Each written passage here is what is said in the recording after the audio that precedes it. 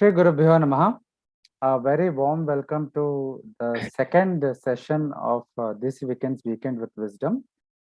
We have Shree Ramaswamy ji joining from Kolkata. Let me begin with a small prayer.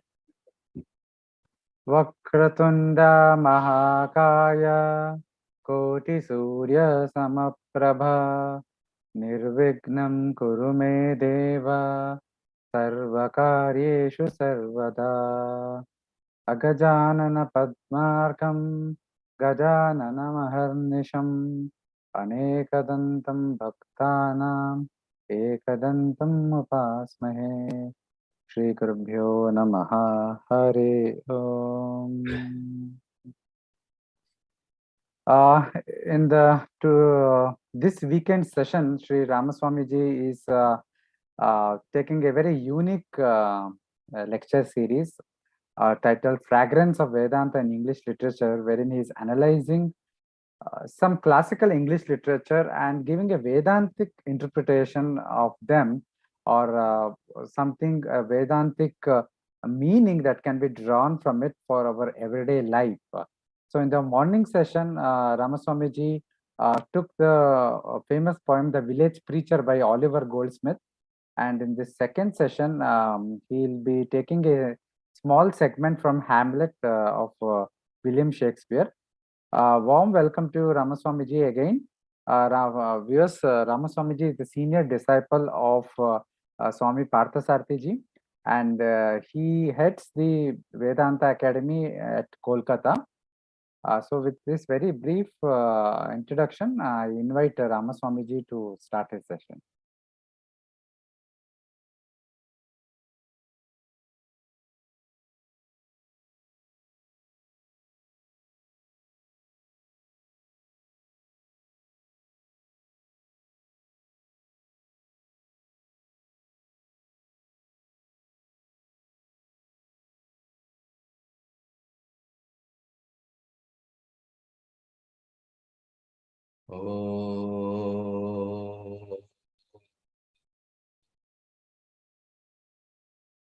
Om Sahana Vavatu Sahanau Bhunaktu Sahaviryam Karavavahai Tejasminavadhitamastu ma vidvishavahai. Om Shanti Shanti Shanti.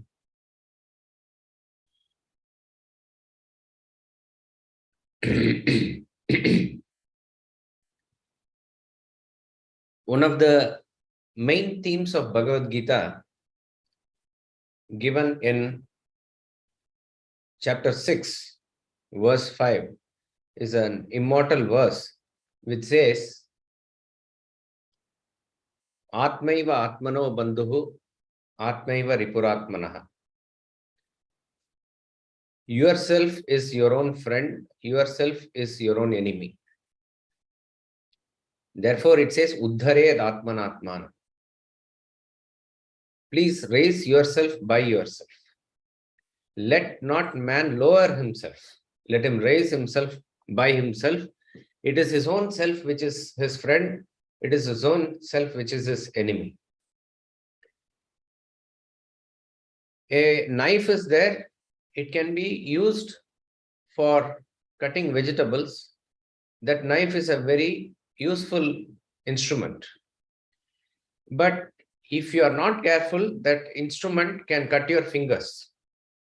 The same knife can cut your fingers.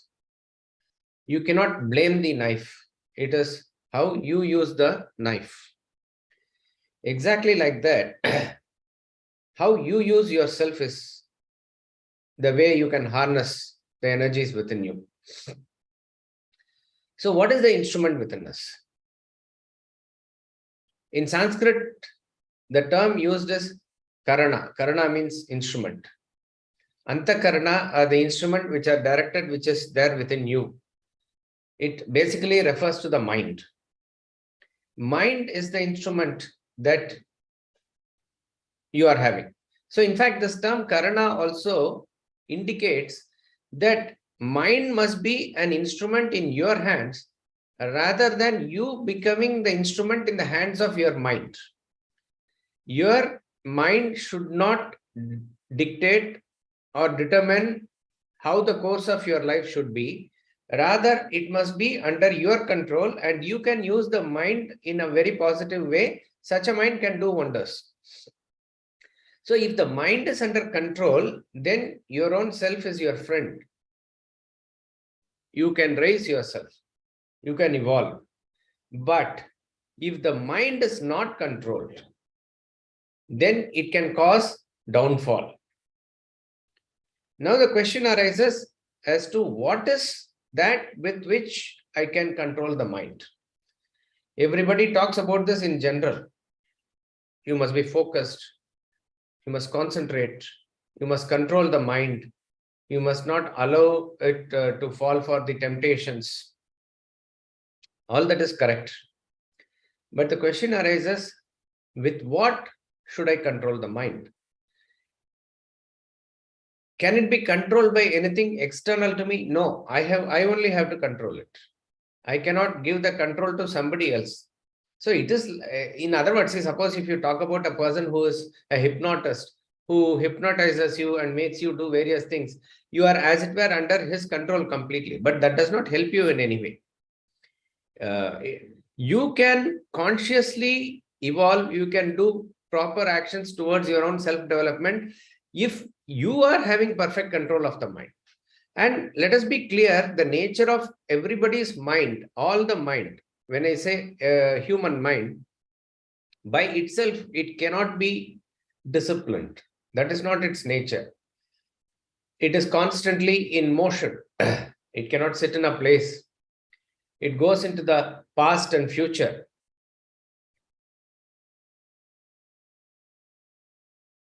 It generates endless desires like fire. It has tendency to get attached to objects and beings, and attachment causes all misery. It is a bundle of likes and dislikes. Likes and dislikes in Sanskrit, what we call as raga and dvesha. This the mind acquires, even if you are discounting the previous lives, even from this lifetime, from the early childhood, we keep on collecting this likes and dislikes. And likes and dislikes become a motor in your personality, which drives your personality. So you are at the mercy of the likes and dislikes. And it is this likes and dislikes that Gita points out as your enemy. 4 words are used in chapter 3 to indicate that likes and dislikes are our enemies. And uncontrolled mind can do tremendous harm. Suppose if you leave it to a very great extent uncontrolled, then it turns very violent, turbulent. It is like a wind. It can cause immense damage. When we see the news about a rapist or a murderer committing heinous crimes, so what is it actually the product of? It is a product of his own uncontrolled mind. So this is the nature of everybody's mind. Your mind, my mind, even a Mahatma's mind, Swami Vivekananda or Paramahamsa's mind, the nature of the mind per se is like this. But what is the difference between the great souls and those of us who are struggling? It is just that they have developed their intellect, which can keep the mind in its position. So to answer the question, what can control the mind? It is your own intellect. In the picture of Bhagavad Gita, you see that the horses are yoked to reins, which is in the hands of the Krishna, who is the charioteer. So the chariot is the body, the horses are the senses are yoked to the mind. So the horses and the reins are safe if it is controlled by the charioteer. The charioteer, who is he? He is your intellect. And on what basis does the intellect control the mind?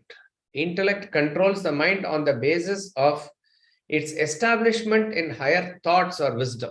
And that is what the scriptures give us. Scriptures are giving us knowledge by which intellect can get established in higher thoughts and higher wisdom. If such an intellect is able to control the mind properly, then you can achieve great wonders in this world. The same mind is so useful for you and for others. So the whole idea of practical Vedanta is this concept of self-management, which we will see, which we will see today. Now, is it like compromising the highest tenets of Vedanta philosophy? No. The greatest Vedantins of modern era, Swami Vivekananda, Swami Ramatirtha, and all other great stalwarts who took the essence of this message all over the world and made sure each and everybody is connected to this great fountainhead of knowledge, which is universal knowledge. This knowledge is not confined to a particular sect or a community or a caste or a religion. It is universal knowledge. That is why we also call Vedanta as Santana Dharma. Santana Dharma are eternal principles. Eternal principles are those which don't change with time and place and person, because they deal with the laws of the universe. The laws of the universe which govern the external world is the same laws which govern your inner personality also. So in a way, collection of these laws is this science of the eternal, which is Vedanta. So they were very, compassionate and great enough to take this knowledge to the whole world. They did not compromise on the ultimate core of Vedanta, which is to reveal the self, which is the message of the Upanishads. Self or self-realization is the ultimate aim of a human life. But if you take statistics, or from the point of view of how practical it is for a person to be enlightened in one's lifetime, not to be pessimistic, but one in a generation or one in a million can be the actual person who is enlightened. But that should not deter us from pursuing it. In a class of 40 people, only one person gets first rank. That doesn't mean all other students stop studying. They are all also striving for the first rank only, reading better and making better use of the knowledge. But one person will be the topmost or the best. Then others will settle down for second, third, fourth, whatever it is. It is exactly like that. It is in this spirit that we all should try. Yet, we may fall short of it in this lifetime. That should not deter us. It's a matter of one or two more lifetimes that we may get it also. It is by God's grace and Guru's grace that we are going to get it. But Vedanta is not only about gaining that infinite happiness at the end of which lifetime we do not know, but till that point of time, what are we supposed to do? Are we supposed to suffer in this world? No. It is that not just the ultimate destination is very sweet, the path is also equally sweet. If we are able to place ourselves properly in this path, the journey is very enjoyable. The destination is also, destination is your own self. It reveals the ultimate state of your bliss. So from a practical point of view, what is it that everybody in the world is looking for? A general sense of peace. We are not talking here about the infinite Akhanda Ananda which is given in the Upanishads. A general sense of peace where you are able to relate to the world properly. There is harmony in the house. There is harmony in the workplace. In general, you are able to eat and sleep peacefully. There is not this stress and tension that we are carrying all the time, which further manifests as discomfort and disease at the body level. So that is a general peace that we are talking about. Plus, we are also looking forward to material prosperity, which you can say as success in the world.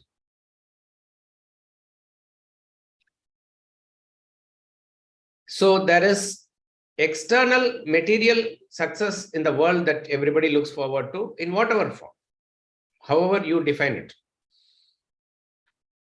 Material success in the world, plus a general inner peace. All of us are looking, it is universal. But ironically, if we look at the world in general, it is not a law, but by and large, what we notice is that we tend to settle for the one at the cost of the other. People who are active, energetic, productive, successful, materially prosperous, as they do that, they tend to lose their peace of mind. They are also stressful. Again, I am saying it is not a rule, but generally we tend to see people like this. On the other hand, people may be extremely peaceful and generally okay, but not much of action or productivity and not much of prosperity. Now the question arises, can we not combine these two? We can. In fact, we should. And that is practical Vedanta. Practical Vedanta says by development of intellect, both these things are achievable. Plus, it puts you in the line towards that ultimate peace, which is self-realization. In fact, it is revealing you the ultimate truths of Vedanta only, but along the way, you are also encouraged that whatever is required for you to achieve in this world, that also you can do it. There is a formula for achieving it, and that is by properly managing yourself. So we can say in one word, self-management is in essence practical Vedanta. Practical Vedanta is to control our mind with the help of intellect, and intellect is able to harness the energy of the mind by which you are able to achieve substantial success in the world without compromising on the basic peace of mind. And where does it ultimately end? It ultimately puts you on the path towards that ultimate peace or bliss, which is self-realization also. So practical Vedanta is a milestone, we can say, or a series of milestones that we have to cross in our journey towards that ultimate self. Now, William Shakespeare is considered to be the greatest playwright of English literature. And he has written various poems and plays. There is this famous play called Hamlet. Hamlet is a prince of Denmark. In this play, there is a minister in the kingdom, and that minister's name is Polonius.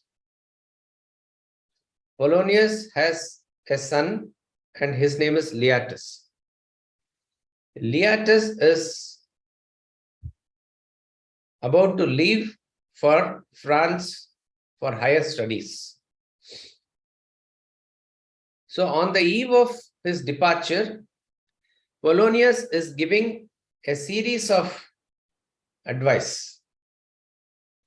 set of advice he is giving, and that we will be able to relate with all the values that are given in Vedanta, and particularly what we just discussed as self-management. So first we begin with a reading of the poem by Swamiji.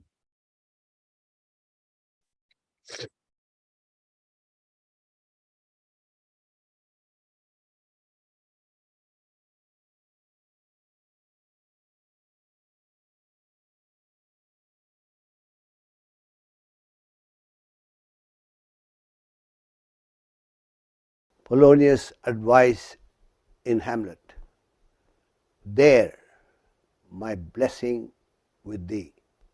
And these few precepts in thy memory, see thou character, give thy thoughts no tongue, nor any unproportioned thought his act. Be thou familiar, but by no means vulgar.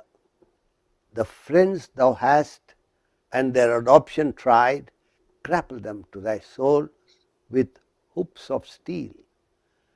But do not dull thy palm with entertainment of each new hatched, unfledged comrade. Beware of entrance to a quarrel, but being in, bear it that the opposed may beware of thee. Give every man thine ear, but few thy voice. Take each man's censure, but reserve thy judgment. costly thy habit as thy purse can buy, but not expressed in fancy, rich, not gaudy. For the apparel of proclaims the man, and they in France of the best rank and station are most select and generous, chief in that neither a borrower nor a lender be, for loan oft loses both itself and friend, and borrowing dulls the edge of husbandry.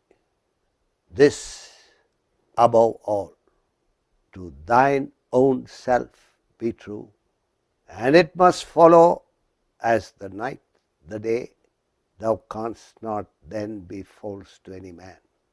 Farewell, my blessing season this in thee. From Hamlet by William Shakespeare, Act 1, Scene 3, lines 57 to 81. Right. We begin with this poem, this portion of Polonius Advice in Hamlet, the play. There, my blessings with thee. He is blessing his son as he is leaving for studies. And these few precepts in thy memory, you have to carry these set of advice that I give in your memory. It is for you to think about. That is why you must never forget this. I am giving you certain important instructions. You should carry that in your memory. And how does he begin? First, he says, see thou character. What really defines a person is his character. What is this character? Character is the real inner stuff that we are made of. A person is measured in terms of his character. See, we consider in this country Lord Rama to be the ideal human being. Why so? How is it that we are able to relate to him as the best human being? Because of his character. You take any role that he has played. In Ramayana, we study that he has been a son, a husband, king, friend, brother, various roles that he has played. And in all the roles, he has shown what dharma is, what is the dharma of that particular role, to the extremity, to such an extreme position that sometimes we even get confused and we are not able to reconcile with other aspects of Rama and other parts of the epic when we study. To that extent, suppose if you take Rama as the king, he is like the most ideal king, and certain actions that he does from the position of a king, you will not be able to relate if you are mixing the other characters like being a husband or a brother. Similarly, as a husband, he takes enormous efforts to protect his wife, and such supernatural efforts, how an ideal husband should be. So, not only are the roles that he plays that is, worthy of contemplation for us, the portion in Ayodhya Kanda, where how he becomes a person who is endearing to all the people in Ayodhya. Why is it that he automatically is liked? Is because of his character. How he conducts himself.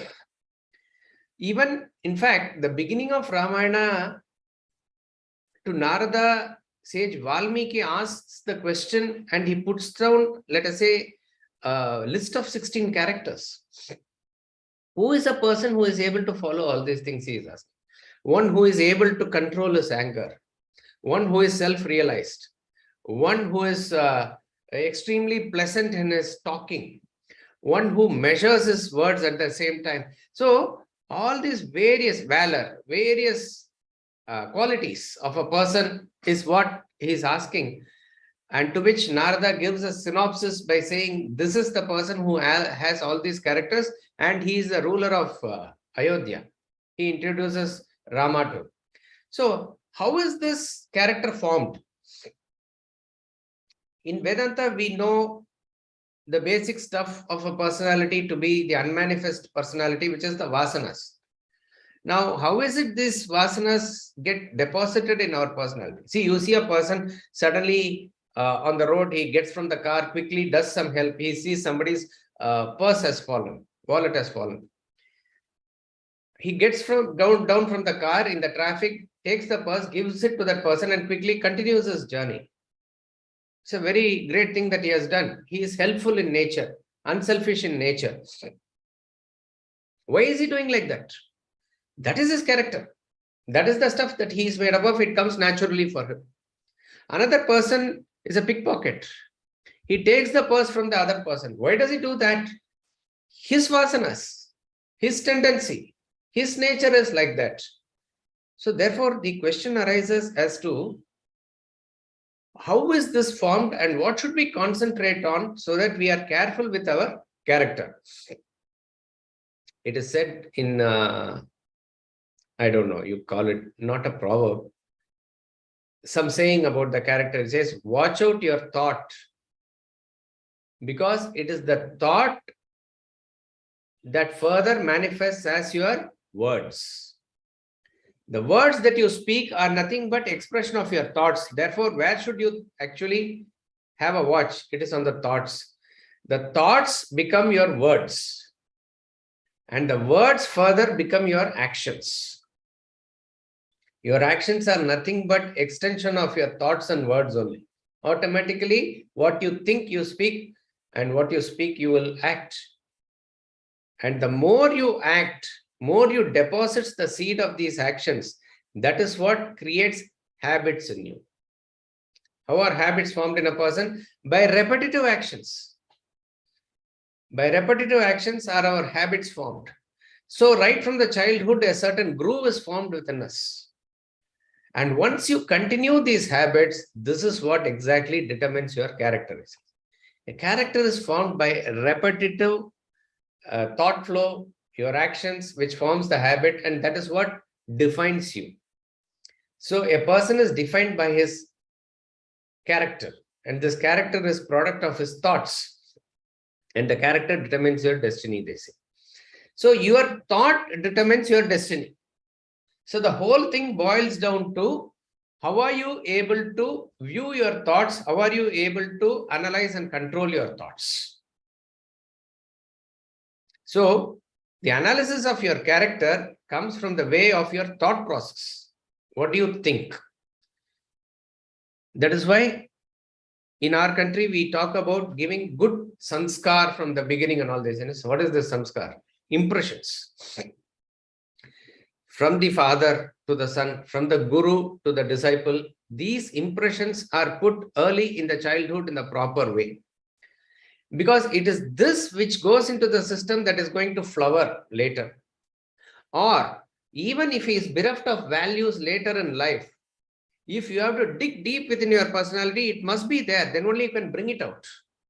If you have cemented all over your house and you don't allow the rainwater to seep in, where will you get water from later? If you are having a dry weather and you want to water, you have to dig a bore well, and bore well will bring in water only if you have allowed the water to go inside. So one should be very careful with reference to one's thought process. Right type of knowledge, right type of impressions has to go in. So therefore, always watch out for your thought pattern.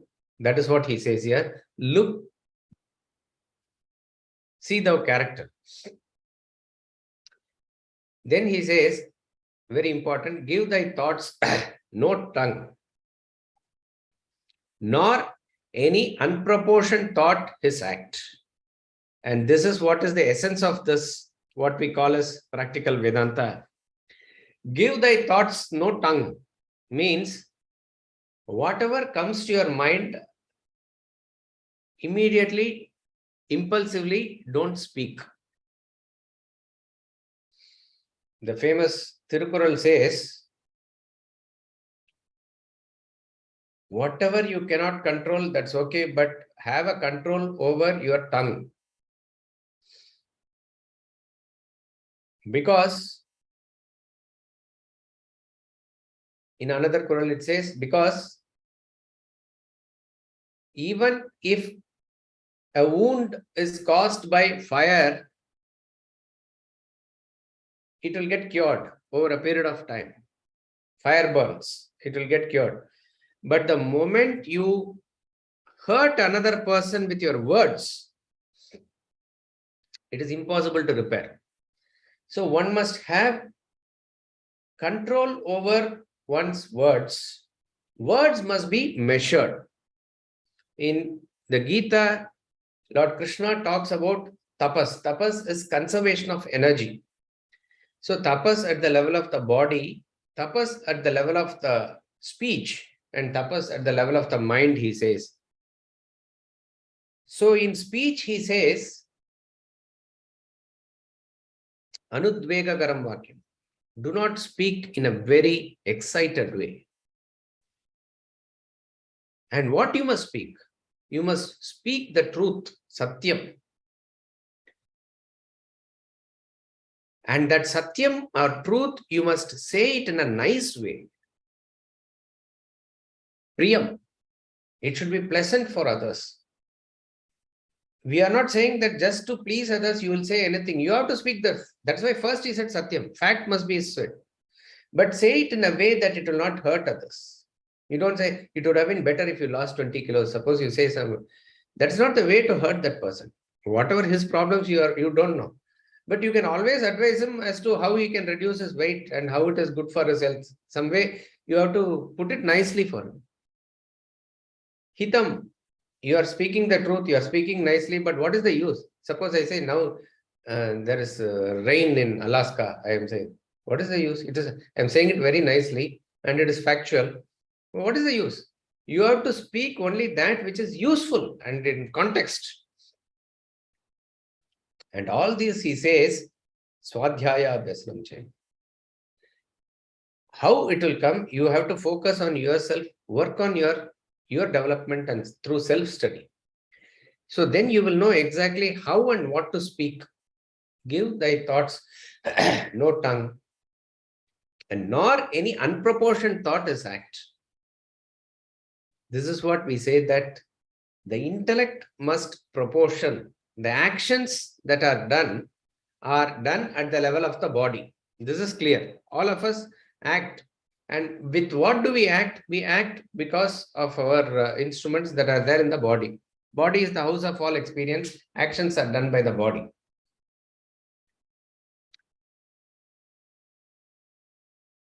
This body cannot act by itself. That is clear. A dead body doesn't act. Why? Because there is no inner personality in that. That is gone. So the dead body is as good as a stone or a wood, piece of wood that doesn't act by itself. So when suppose if I am talking, this is an action. If you are listening, it is an action. What is this action backed by or prompted by? Our actions are prompted by our inner equipment, which is either the mind or the intellect. In Sanskrit, you can use the term manas and buddhi. Mind is the seat of your feelings, impulses. It is the seat of indecision, likes and dislikes, emotions. These are all various terms that we can use for mind in various contexts. Essentially, they are referring to the indiscriminate aspect of your personality. So what does it mean? There are certain thought flows within us which come by themselves. They manifest by themselves. That is called mind. It has no direction or dimensions. You can call it feelings. You feel good, you feel bad, you feel love, various. That's why you can call it emotions also. Positive, negative. All that comes by itself.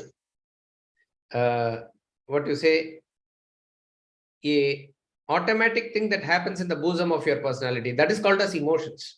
Love, hatred, anger, jealousy, greed, frustration. All these are various kinds of emotions.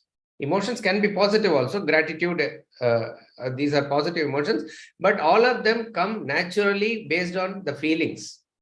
And these feelings are there for animals also. Animals do exhibit all the emotions. You can look into their eyes and know what they are feeling actually. How a dog is feeling gratitude, happiness, or sorrow. You'll see sometimes even tears coming. All these feelings are universal. Okay, you can say universal when I say plants don't exhibit feelings. Animals exhibit feelings. Humans definitely have feelings. And sometimes you will find that you are not able to come to a conclusion. Indecisive state. That indecisive state is also called as the mind. Should I be a vegetarian or non-vegetarian? You are confused. And what is that confusion based on? Your mind only. It's not able to come to any conclusion.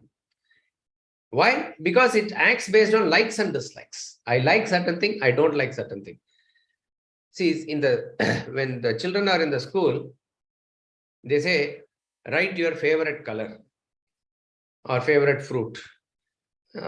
Say green color or mango, bananas. Then they ask the question, why is it your favorite fruit? Actually, it is not a very valid question. You cannot ask why. Because my favorite color is based on my like. There is no, you cannot ask. If there is a reason for that, then everybody should like one particular fruit only, because that's based on, suppose you say of all the fruits, mango is the best fruit. Everybody should like mango, but that is not the case. Somebody likes banana, somebody likes apple, somebody likes mango. Why? According to one's taste, one's like. It could be a team that I support. Somebody likes Roger Federer, somebody likes Rafael Nadal, somebody likes Djokovic. Why? You cannot ask why. I have no connection also. Suppose if they say, I am also Serbian and he is also from Serbia, therefore I support. That's not the case. I somehow have developed a liking for Federer or Djokovic. Somebody has developed, when all of us started seeing now World Cup football is going on, the first major televised continuous football show was in 1986 World Cup, which Argentina. Many people became fans of Argentina, just like that. Brazil, everybody likes the other way. Why? It is all according to each person's like or dislike. When you like one thing, you may dislike the other thing unnecessarily also. But that is how the mind functions. All this is fine as far as you are having these characteristics of the mind. Problem comes when you decide and act according to it. You cannot base your actions on the mind's impulses, because what you like to do and what you ought to do need not be the same. As an individual, you may like sweets, but if you are a diabetic patient and doctor has firmly said no to sweets, no to you for having any sweets, then you should not have sweets. But the mind will go ahead and have, if it is powerful. So mind operates based on what gives immediate pleasure and pain. On the other hand, intellect operates on the based on right and wrong. This is the major difference.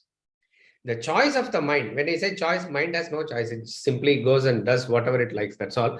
But it's based on what gives me immediate pleasure or immediate pain. That is how the mind operates. Intellect, on the other hand, is able to rise above the emotion and think. So, aspect of the intellect is reason, judgment, decision, discrimination, analysis.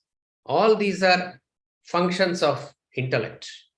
Something in you says this is right and this is wrong. This is dharma, this is adharma. This is black, this is white. What is that? If your mind is calm, automatically the intellect props up. Intellect is associated with head. We are not talking about the equipment of brain here, but it is associated with that.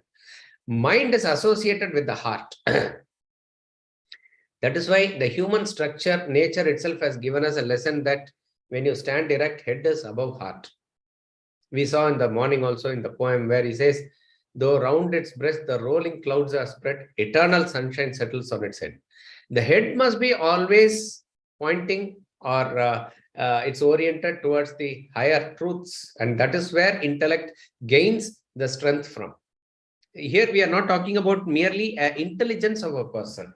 Intelligence is he is well informed in one or more subjects, but that capacity to control the mind, the capacity to take the right decisions in critical moments, that is a different ball game altogether. And that you have to develop by yourself.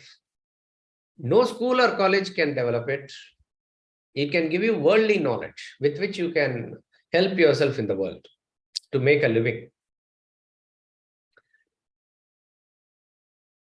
So when Shakespeare says, not any unproportioned thought his act, he says the action should not be guided by the whims and fancies of the mind.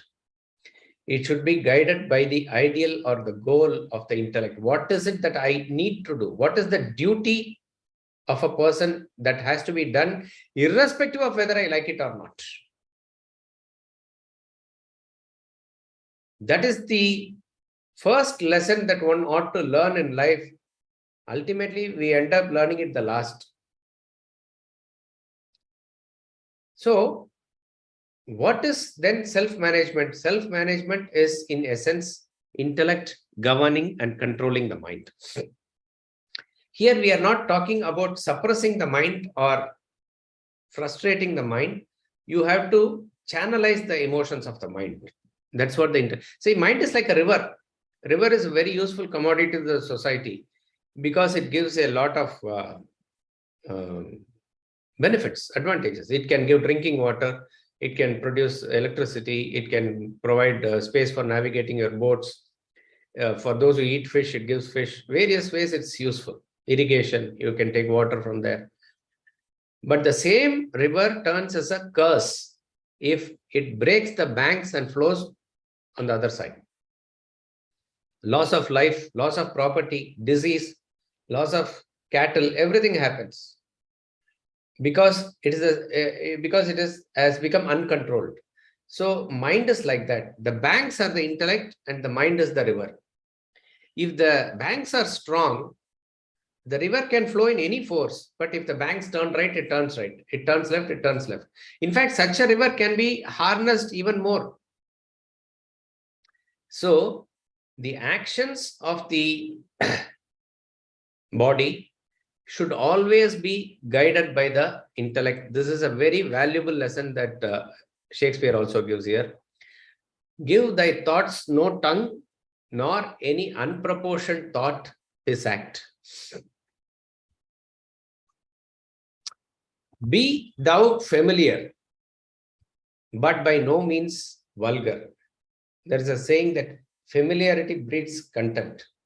Be thou familiar means you must be generally available for all. You are generally being friendly to all.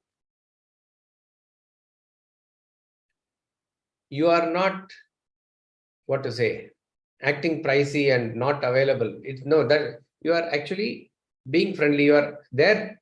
But sometimes, and particularly those who are in positions, they must be very judicious in how they are being friendly to others. Being friendly is a virtue. But remember this, only a friend can be a friend. Parents can be friendly. The teacher can be friendly, but they are not friends. So, see, like for example, if you take, there was a principal of a college in Chennai. He was very genuinely friendly with his boys, the students of the college. He became so friendly and so familiar that he used to put his arm around the students and walk along in the corridor also. And per se, no harm in it if you ask.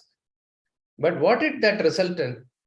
It resulted in the students losing the respect for the position that he holds, which is the principal of the college.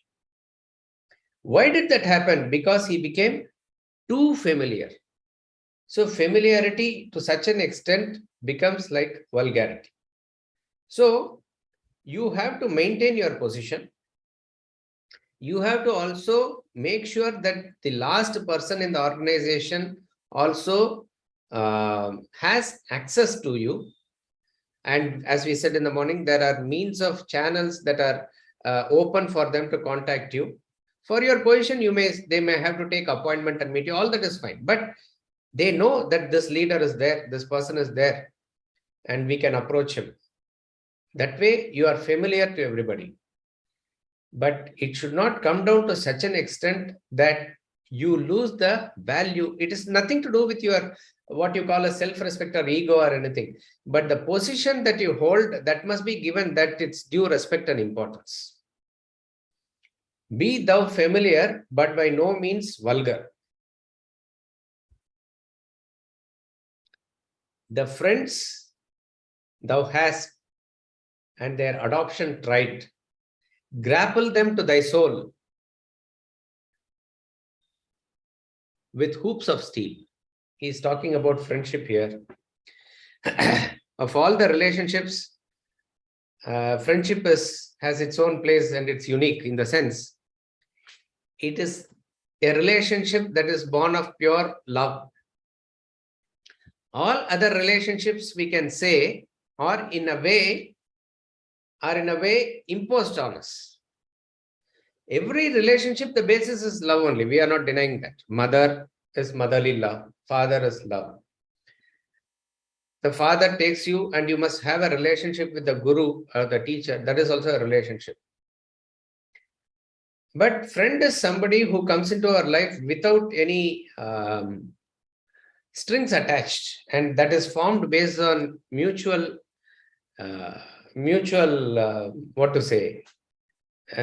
feeling for each other. That is a friend. And that is why each and every relationship also at some point of time, you are able to relate with them in the proper way when they become friendly, be it wife, be it sister, be it brother, whoever it is. It is the friendliness that is appreciated. We also see in our Puranas various stories.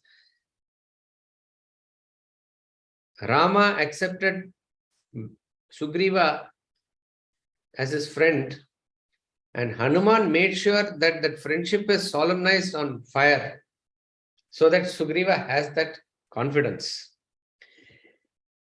We know the story of Krishna and Sudama also, very deep friendship, even though they are separated for long. The friendship that they had during their school times, Gurukul times, that they carried till the very end. Now, what he says here is, the friends thou hast and their adoption tried. Who is a true friend? Most of the times, Oliver Goldsmith talks about friends like this. And what is friendship but a name? A charm that lulls to sleep, a shade that follows wealth or fame and leaves the wretched to weep. Most of us form what is known as this quick friendship. Train friendship. Train friendship means you start from one station and next day you are going to get down in the other station. Within this 24 hours, you have formed a very thick bondage and friendship. That is on what basis? He says, I'm your friend, you are my friend. On what basis? He says, it's merely a name. Just for name's sake, they are friends. The test of the friendship is when at critical times, what do they do for you? Krishna was a great friend of Arjuna, and that friendship, he stood by him at most critical times, at always. In Mahabharata we see that, and the culmination of that is when he became the charioteer and gave the knowledge of Bhagavad Gita also to him. And since you feel that there are a lot of friends around you, a lot of people around you, he says, it's a name that charms, a charm that lulls to sleep.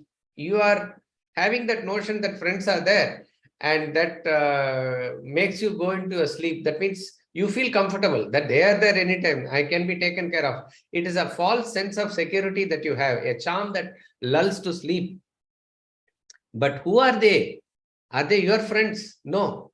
They are the friends of your wealth, your fame.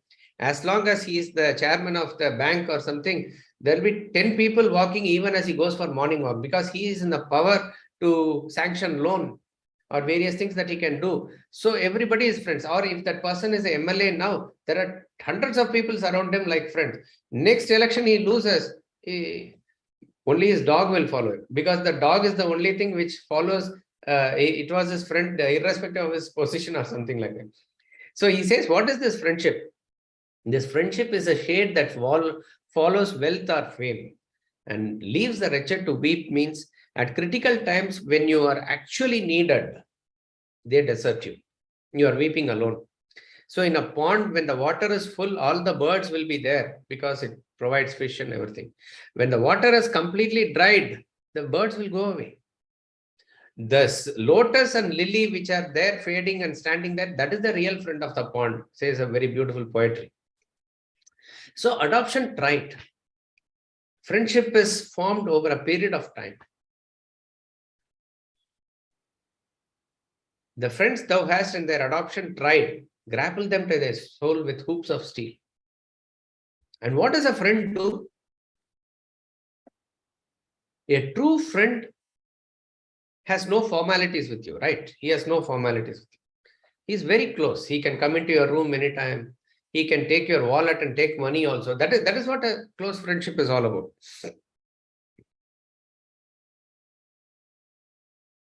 At critical times, he is there available for you. Number one.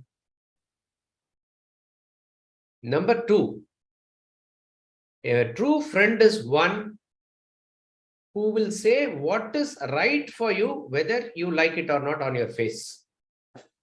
He is not merely somebody just to please you. Yet he will stand by you and do what is maybe helpful for you, but he will not shy away from criticizing you and giving you the right direction. That is why in the hierarchy of our scriptures, Vedas you relate to, and they are as a master. So Vedas are termed as Prabhu Samhita. Prabhu means Prabhu is a Lord, and it is giving you instructions. That's all it is. You have that reverence for the Veda. At the next level, Itihasa and Purana, they are Suhrit Samhita. Suhrit means it's not very stern and harsh, but it gives, but uncompromisingly it gives the truth only. So a friend is one who is going to say what is right for you on your face. Such friends are your assets. Grapple them to thy soul with hoops of steel. But do not dull thy palm with entertainment of each new hatched, unfledged comrade. Somebody who comes along the way, you make friends with them and don't spend all your money on them. Don't spend all your energy on them. It is worthless that way. Beware of entrance to a quarrel, but being in, bear that the opposed may beware of thee. Very, very practical and useful tip for us. Never get into a quarrel, unnecessary. You have to value your time and energy. It is not to be spent on useless things. See, we will be valuing our time only when there is a focused pursuit in our life. Otherwise, we will be constantly, engaged in unproductive talk. Upanishad says, Anya vacho vimunchata. Desist from any other talk. Upanishad is only talking about the talk of the self, nothing else. Desist from any other talk. It's a waste of energy. There's a difference between discussion and argument. In the discussion, the focus is on what is right. In the argument, the focus is on who is right. So you can get into healthy discussion, and particularly we also encourage group discussion. But never ever get into a quarrel. See, sometimes we say, how can you say like that? It is, it is not the right thing. It affects the self-respect. Various euphemisms you may give. Ultimately, if you can say quickly a sorry and get away, do that. It is not that you are, losing a position, or, it is something that is critically wrong that you're doing. Unnecessary talk and other things must be avoided this way. There's no point prolonging it. think of most of the times that we had quarrel with husband has with wife or brother with a brother. It all sparks with a small thing, and it could be just controlled then and there. You move away from the scene, take a deep breath. Later, when minds are calm, you can always talk and discuss. No, it doesn't stop. One word and then 3 words from that side, 5 words from this side, then there's a big conflagration. So never ever get into a quarrel. If others think that you are weak, let them think like that. What's the big deal? See, he's provoking you. He's saying bad words to you or something, or provoking you to, because some people's only job is that they want to extract words from you and then create a big issue out of it. How can you use that word? How can you use this word? And they will make a big issue out of it. So never ever enter into a quarrel. But he says, but being in, if you are forced into it, if there is no other choice, if you are forced into it, show no more mercy. Finish them off. Completely finish them off. Bear that the opposed may beware of thee. See, it is said that never wrestle with a pig. The pig is there in the drainage. It is enjoying its life there. And you are not supposed to go near that. When you maintain your distance, you say tata, bye-bye and go. That's all it is. But that pig keeps on poking you. And it is dangerous. Suppose it is dangerous to the society, it's carrying a disease or something. Then what do you do? Ultimately, you can clean up later, but go and finish off that pig. This must be very carefully understood. There's nothing personal here. It is not that you have an enmity with a pig. If it is your obligation to do that at that point of time, go all out and do it. You are not wanting that actually. If it is your obligation, when it is being forced upon you like this, then you must not show any half measures there. There must be a... So all this should be done in a very impersonal way. It is not based on... See, when we talk about or understand, study about the great arguments between Adi Shankaracharya, Mandana Mishra, and what was his purpose in calling people for argument or entering into debates? To establish the truth. And the condition of the debate is that they will both wear fresh garland made of flowers. Whosoever garland fades out first, they are the loser. Now, what is the rationale behind it? When you become very heated up in your argument, when the whole body heats up, that has the impact on the flowers. So you maintain your cool inside and put forward your points. That is the way to go about it. And this will come only when you are focused on establishing the truth.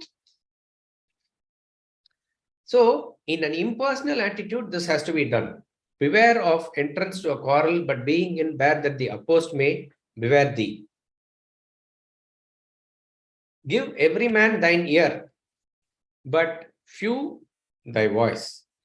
Take each man's censure, but reserve thy judgment. We are given 2 ears and 1 mouth for a reason. That you must be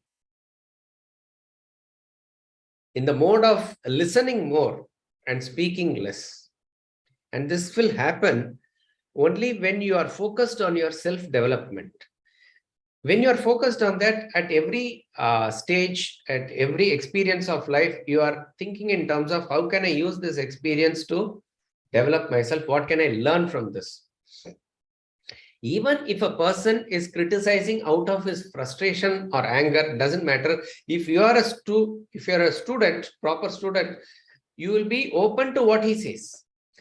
Rejecting or accepting comes at a later stage, but at least you must be open to what is being hurled at you. And particularly, you also be open to criticisms, because everybody who is around you, they will say nice things to you. They are okay.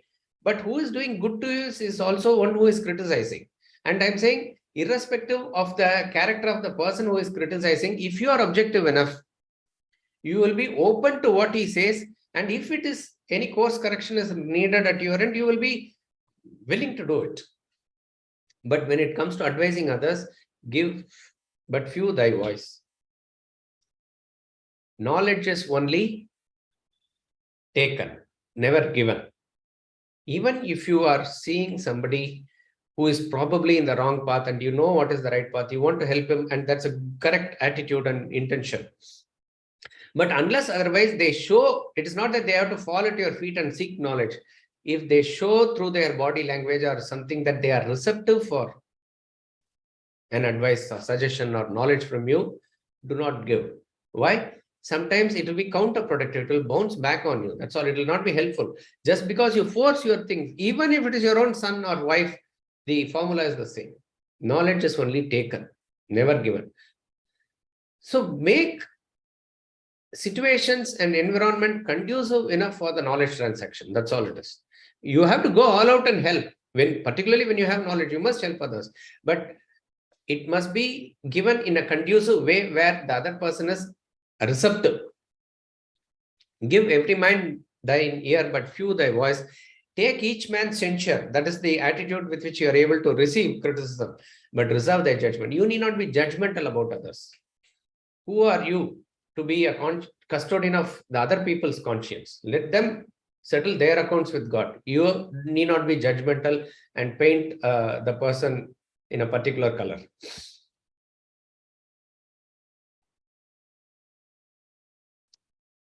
Another practical tip here. Costly thy habit as thy purse can buy, but not expressed in fancy. Rich, not gaudy. You can underline that. Rich, not gaudy. A very practical lesson as to how we must relate to money. See, in terms of when people talk about socialistic values, which was encouraged in this country for long, each and everything that you want to properly utilize and live your life according to whatever you can afford and whatever is required for you. It should not be in relation with what others can do or what others can afford. That should not be the criteria. If you are comfortable at some level, at your level, in terms of material prosperity, whatever is required for you at that point of time, there is no harm having it, because it is going to help you in your further pursuits. See, if a person is a managing director and he has to travel fast across even cities or from his city to the factory and other things, for him, car is a must. Okay. What type of car that he should buy? If he is very comfortable having like a BMW or a Mercedes car, and if he has that for that purpose, no harm in it.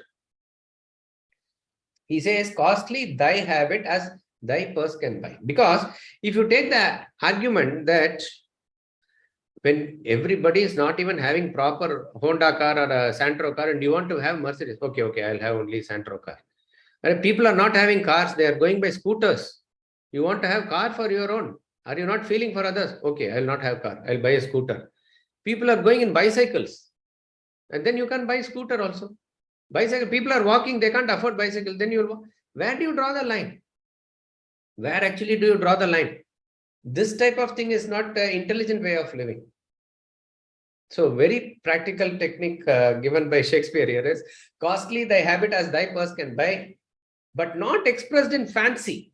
So you are not buying those things to show off. It's not ostentation.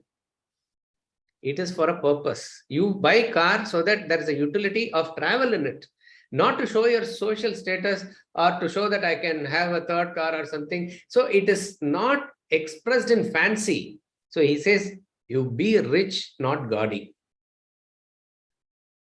This is the way to deal with things that we can purchase out of money.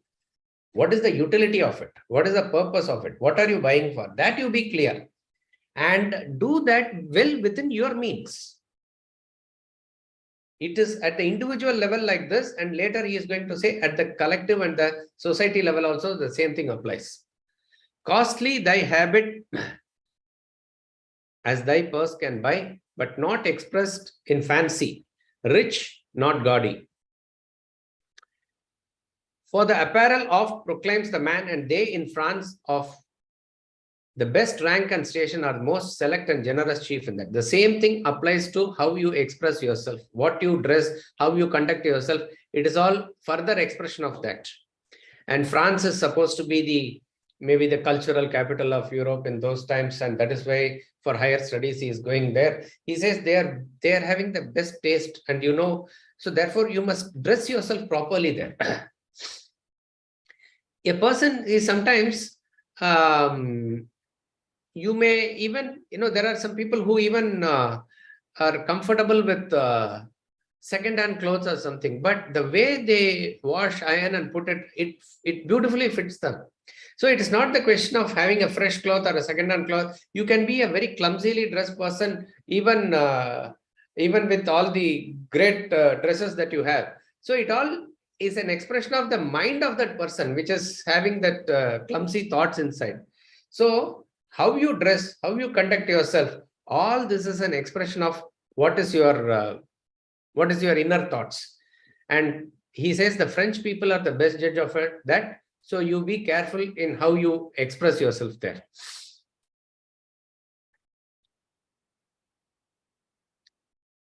Very practical advice comes.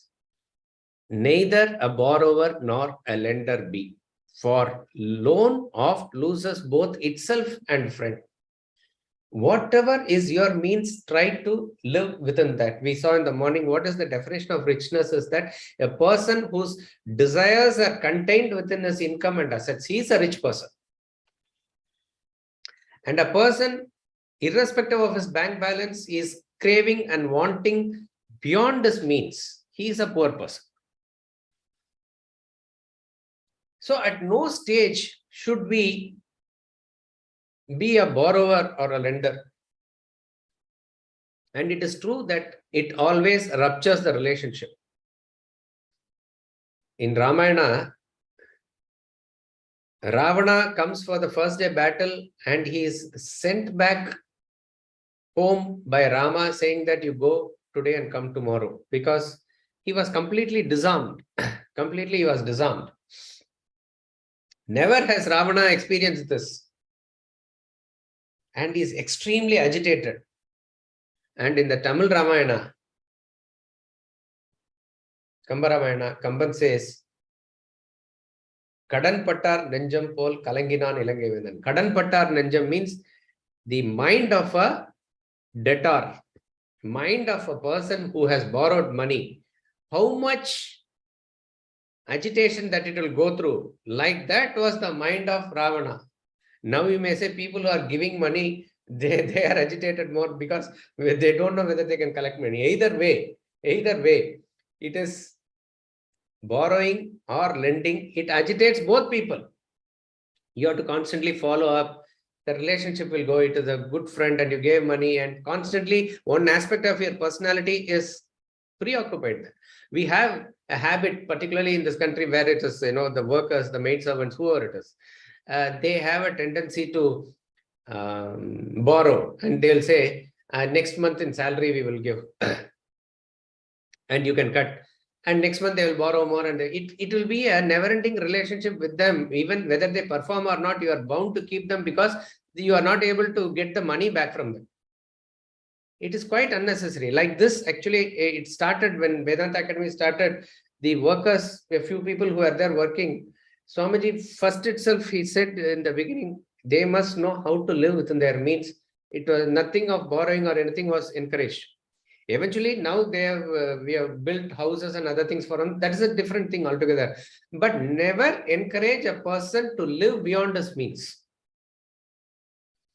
It is the same thing with reference to businesses also. If a person is having, let us say, 25 million rupees, and he can comfortably do business with that, he doesn't do that. With that money, he borrows another 25 million from bank, and then he continues. Constantly, there will be a tension there. So whenever any businessman, any corporate or industrialist who meets Swamiji, first thing Swamiji asks is about his debt equity ratio only. You may say you are all in this field, you don't know how practically business works. No, there are stalwarts in business who just replow the money that they earn out of it and then invest and grow also. It is possible. such a person is able to contain himself and grow also in a positive way. It is possible. So always we should never, as the eventual value that is discussed here is contentment. Whatever is provided for you at your level, material level, knowledge level, of course, that is not the discussion here. At the material level, be first of all content with it. Be satisfied with it. If at all you need to compare those with those who are below you at the material level. Some are not even having 3 meals a day. Are you not well off? Has not God kept you in good position? And particularly when it comes to conducting marriages and other thing, see, it's a very great activity and marriage helps in various ways commercially, all that is different. But each and every person has to work according to his means.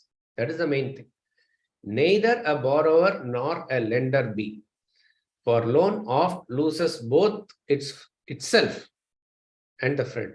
A loan will also not come, and in the process, the relationship also gets ruptured. And it is the same thing that happens at the macrocosmic level. And borrowing dulls the edge of husbandry. We see various, it's for the economic pundits to analyze and answer. As a nation, we didn't have this policy of this installment and hire purchase and loan. We collect money, save enough money, then only the person buys a home or something like that. Or even if you want to travel abroad, you work hard, save money for 5 years, then you can have enough money to enjoy a trip. That is how it should be. Each and everything is now forced upon us through loans, hire purchase. Constantly there is this EMI payment, this, that, where you are made to work just to pay the bills. That's about all.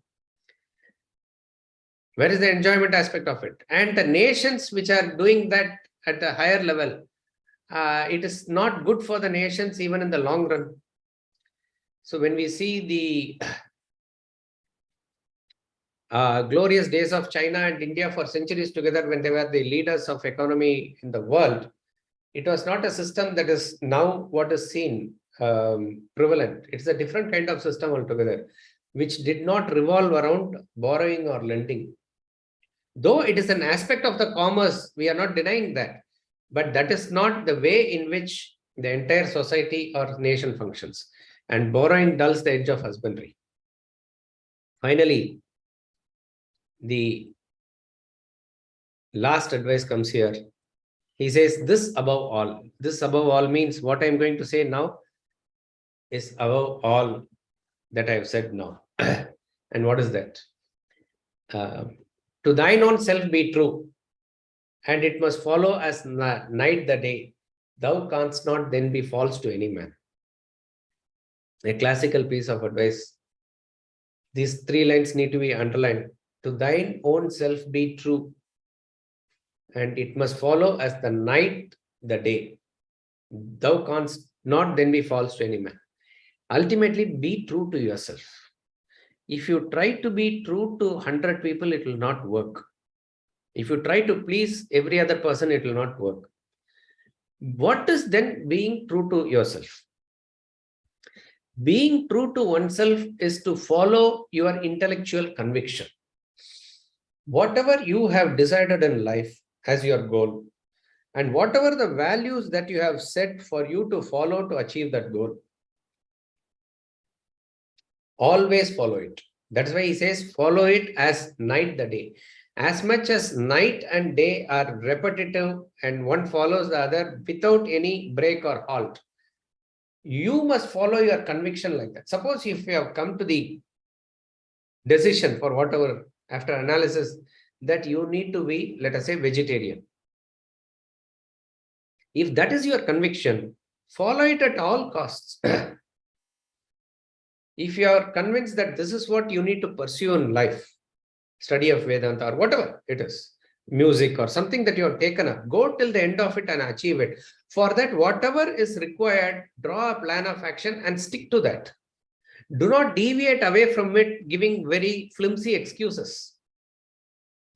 So, when you are able to have conviction and do like this, you will have the courage and conviction to say no when it is required.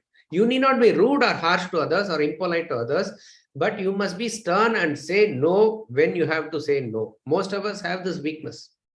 We don't know how to say no because we think it will break the hearts of others. No, actually, you are being true to yourself when you follow your conviction. Whatever is the right thing, everybody says, no, it's all okay. He has also done many things wrong. You need not do this. No. According to me, this is the right thing to do. I will do it. If you do like this, then you are following your intellectual conviction. That is being true to yourself. If you are true to yourself, he says, you will not be false to any other person. And what if you are not able to come to a conclusion by your intellectual analysis, whether it is true or not, whether it is right or not? Follow your conscience. A conscience of a sattvic person always points out to the right direction, like a magnetic compass points to the north direction. Conscience is, as it were, the voice of God functioning within you. So if you have any doubt, any problem, keep your mind calm and consult it. That conscience will always point out to the direction that you have to take, which will be always right. So if a person is actually following his conviction and conscience, he is being true to himself. Now, at a practical level, okay, having a conviction, having a conscience, conscience, obviously, it's there for all. But how many of us really have the goal, ideal, and conviction? Whatever be it, if there's some deep thought or a deep desire within you, you must have the courage and conviction to follow it, irrespective of, let us say, what the family says or society says or whatever is the peer pressure. That is also being true to yourself only. So, ultimately, at the time of distress or at the time of critical decision making, it is not the society and family that is going to help you. It is your intellect that is going to help you. So it is not for pleasing others or to put up a show outside that you need to do all these things. Whatever, see, suppose deeply you feel this is the householder's life that I need to do, and I need to, let us say, earn money for the time being, so that I have to, this is what is the right thing for me to do in life. If you have come to that conclusion, follow it. Don't bother about what your friends are doing, whether they are going to America and earning. All that is not your concern. If you are being true to yourself, actually, you are not being false to any person, he says. To thine own self be true, and it must follow as the night, the day. Thou canst not then be false to any man. Farewell. My blessing season this in thee. So first he started by saying few precepts in thy memory. See, now he says, let it season. What is seasoning? Like how you make that pickle season, it should soak inside like that. So let these thoughts be with you. Think about it. Do reflection about it. Let this become an internal wisdom in you. The external knowledge that I have given, let it become an internal wisdom in you. From Hamlet by William Shakespeare, Act 1, Scene 3, lines 57 to 81. Before we conclude, just we will read through Swamiji's commentary here.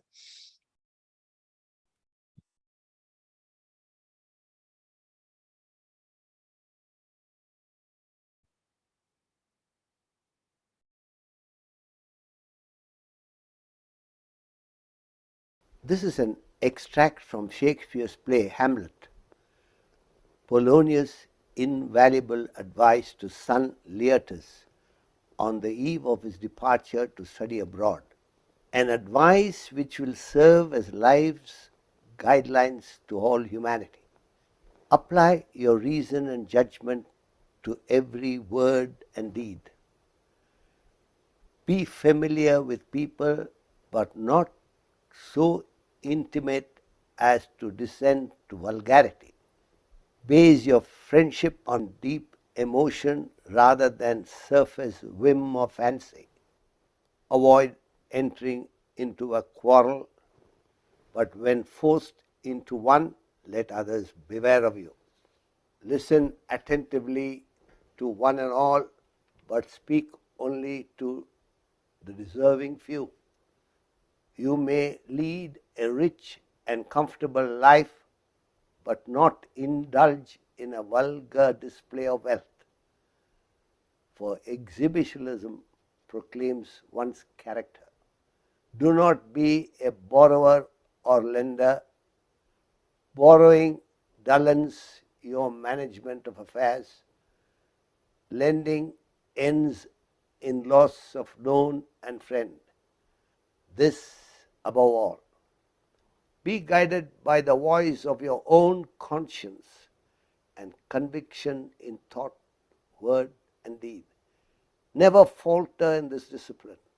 Your life then will be truthful and fruitful.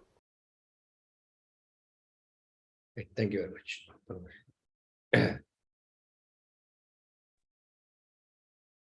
Thank you, Ramaswamy ji.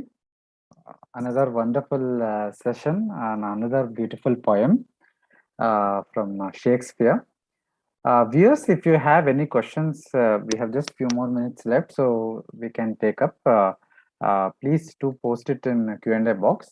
One of the questions we have received, Ramaswamy ji, you can also see the Q&A box. I'll read it out. Lord Krishna has advised practice and dispassion as two essential tools to tame the mind. But from Mahabharata, we understand that only Yudhishthira was able to attain it, but not even Arjuna. Then what about we normal people? But even if we miss the highest goal in one birth, will it be useful to our current lives, and will this knowledge be carried forward to our next birth? Correct. So to Devi Prasad, I am saying what you say is right, that Abhyasa and Vairagya are the means that are given for control of mind, as it is said in the 6th chapter. And in the same 6th chapter, immediately Arjuna is asking this question that I accept what you say, that the ultimate bliss is there in the self. But based on your advice, I'm setting myself on the path. What happens if a person is not able to reach that before this lifetime? In this lifetime, is he not, like, say, I moved away from my folks, my society, whatever they are pursuing, I am on my path, but I have neither reached the ultimate. So I am neither here nor there. Will I not be stranded, and will I not be left like a rent cloud? That is the words that Arjuna is actually asking. To which Krishna says, Nahi kalyanakrit kashchit durgatim tata gacchati. A person who has put in this effort, he does not lose out. Any evil does not befall him. In other words, to the extent that you put in effort, to that extent the cause is there, effect will also be there. If it is not manifest in this lifetime, it will carry forward to the next lifetime. You will be born in the life of pure and wealthy people, he says. And if you have put in extra effort and you are short of realization, you will be born in the house of yogis also. So these are assurances given by the Lord that none of the effort that we put in will go waste. According to the law of karma, it will be carried forward to the next births. So one need not be that way result oriented to achieve the thing in this lifetime. We should be happy with the process that we are going through. Result is going to automatically come. Another question we have received is, how do we learn to apply Vedantic lens to the books we read? How much Vedanta would one have to know to judge correctly and not simply write anything? Right. So it is, first of all, it is not necessary for us to see the Vedantic lesson in each and every book that we read. That may not be the right thing. Rather, we must have the intellect to choose the right book. Okay. One of the things that Swamiji says is, if you go to the original wisdom of the Upanishads, which is the fountainhead of Vedanta, it is all not composed or written by rishis after thought. It is outpouring of the depth of their wisdom in the state of higher consciousness. That's how it came. And even the commentaries and other textbooks that came based on Upanishads later, you find that how is, let us say Veda Vyasa gave Brahma Sutras. Adi Shankaracharya gave out the explanation of the Brahma Sutras. Unless otherwise you know what is in the mind of Veda Vyasa, unless otherwise you elevate yourself to that level, how are you able to read it and interpret it? So the person who writes the book is also elevated to that level that he is completely devoid of ego. In fact, one of the tips that our Swamiji says is, you look into the preface, if there is any one I in this I which refers to, this, you can tear off at least that page. You may still read the book, because it is not the question of about the person who writes the book, but what is the content that is there. So therefore, one of the ways is that has he stuck to the facts? So therefore, for us to understand, we must be established in certain fundamentals of Vedanta also, that this is what it is. Then you will be able to relate to whether that person is sticking to the facts or giving his opinion, etc. That is the way to go about judging the books, maybe. I might add one point to your comments, Ramaswamiji, that it is not that we have to consciously apply the Vedantic lens. I think that would defeat the very purpose. It is that once we internalize the Vedantic teachings, then depending upon the depth of our internalization, we subconsciously by default apply the Vedantic lens to everything that we study. I think that is the correct way to go about. So one final question, Ramaswamiji. Living as neither as a borrower nor as a lender, is it even possible to live it that way in today's times? How about home loan? I mean, people take home loans, right? So is it even practical? Pradhan Mantri Yojana is there for the home. He is giving money. You need not get. See, the point is this. Okay, home loan, you want to have your own home is good, I would say. But in our generation or our father's generation, we knew that the loans and other things from the banks that was given at that point of time. Okay. You may say, yeah, it's practical and we did like that. But the counter question to ask is that why not you live in a rental house? What is the harm in it? If you are confident and if you are knowing that the EMI will come and you have enough security for that, I would say, okay, no harm, go for a home loan and get a home for yourself. But the point is, the main question is it practical? It is practical. It is practical. Can I not live without a car? Can I not use a public transport? I can. If I'm able to leave a little early from the house, I can use the public transport and manage my life even without a car of my own. But if I can afford a car and if it is helpful for me, then it is okay. Like that, from a practical point of view, if you're confident of it, etc., then it's okay. But it is not an absolute necessity. And let us not bring it down to the level that it is what we talk in this class is theoretical and what we apply in the life is something not, it's different and it's practical. It's not so. What is theoretical discussed here has to be practically applied. Yeah. Thank you, Ramaswamiji. Again, on the behalf of entire Indica Moksha and all our audience, tomorrow morning we'll meet again to discuss yet another interesting English poem. Viewers, tomorrow morning we'll meet at 9 a.m. Do join. Thank you again. We conclude here. Shri Gurubhyo Namaha. Shri Gurubhyo Namaha. Namaha Parama Shri.